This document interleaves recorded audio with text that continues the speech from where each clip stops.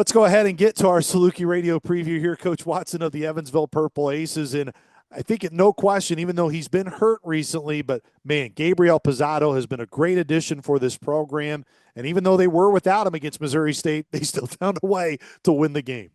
Gosh, he is a talent, man. He's a guy that's on the NBA's list. How they got him, I don't know, but congratulations to them. And it played the first 10 games, had an injury. To Evansville's credit, they're not going to rush him back. I mean, that's the last thing you need to do in this era: get a great, talented player, rush him back to win a game, and then things get worse. So I don't think Southern will see him for sure, and then probably even it's going to take at least another game before he gets back. But he'll be really good for this league because he's so talented. But in addition to that, they've had to have guys step up, starting with Cameron Hafner, Scott Hafner's son, a terrific legend player, great scorer from University of Evansville. His son transfers down from Eastern Illinois, he played for Marty Simmons and came in last year. I'd asked David how Cameron handled it, and he said, it's tough.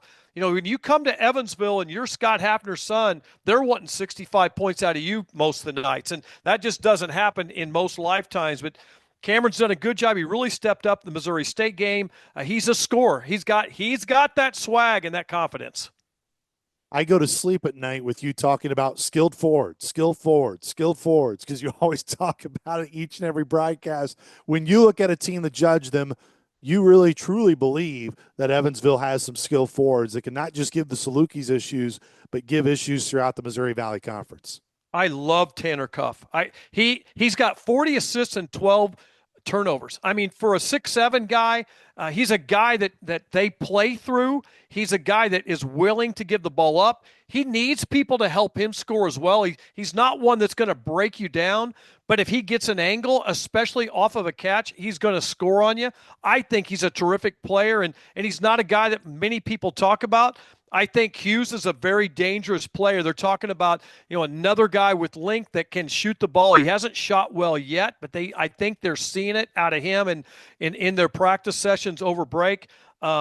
Michael Day is someone that Jevin Redmond, our friend, the radio play-by-play guy for Evansville, that speaks very highly of him. And Jevin speaks highly of you, especially a guy that comes off the bench. His point to me was, Michael Day is probably the most consistent player for Evansville right now. Here's a guy that started out as a redshirt. They wanted him to redshirt this year, be on what coach will call the scout team, and be similar to what Sheridan Sharp had to do because of injuries. He had to come out of it, and he's like, fine, I'll come out of it, I'll play. And he's been really productive. Made a big three in the game on this weekend against Missouri State to help seal the thing. Tayshawn Comer, he comes into the program after transferring in from Eastern Kentucky. He gets used a lot in terms of minutes. Him and Tanner Cuff are the only players right now on the roster that have 80% of the minutes or more, according to KenPom. And his assist rate is really, really high, right at 25%, which is one of the best in the country.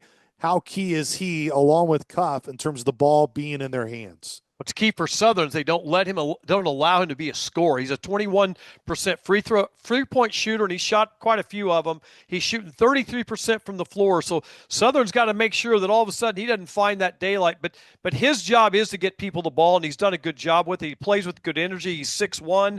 I'm not sure he's quite there, but he's a thick guard. I like his dimensions, but Comer's a guy that you can't. He's kind of like Campbell. You got to keep him in check and not let him run the show and keep everybody happy. Connor Turnbull, he's a transfer in from Butler, so he's got that experience from the Big East, and he's another guy with size that seems to potentially start to turn a corner a bit for Coach David Ragland from what he said in his interview with you. When the Phenom Posado gets hurt, Turnbull is the one that really stepped up. He's the one that became a starter.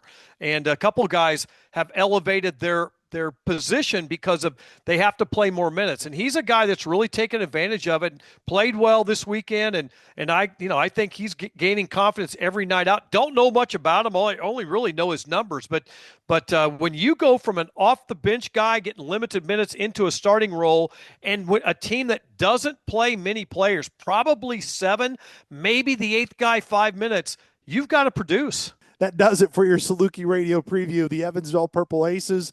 on New Year's Day. We want you to join us. Come on out to Banterra Center for the balloon drop, all the festivities. Tip-off will be at 1 o'clock. Our pregame coverage will begin on New Year's Day at noon. No better way to bring in the new year than listening to SalukI basketball and coming to watch some SalukI basketball in Banterra. So for the coach, Ronnie Watson, I am Luke Martin saying so long. We will talk to you next year, SalukI Nation, on Wednesday from Banterra Center. Go Dogs.